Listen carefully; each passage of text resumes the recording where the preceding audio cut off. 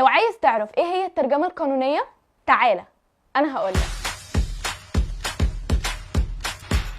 الترجمة القانونية هي عملية تحويل النصوص القانونية من لغة إلى لغة أخرى مع الحفاظ على الدقة والمعنى القانوني. المحامين بيحتاجوا الترجمة القانونية لفهم النصوص القانونية الأجنبية والتعامل مع القضايا الدولية، مثلا زي مصطلح consideration في اللغة الإنجليزية بتترجم للأخذ بعين الاعتبار. مثلا after careful consideration he agreed to their requests. بعد دراسة متأنية تم الموافقة على طلباتهم. أما في القانون الإنجليزي بيتم ترجمة المصطلح ده إلى مقابل، ومثال على كده the buyer's payment serves as a consideration for the seller's transfer of ownership.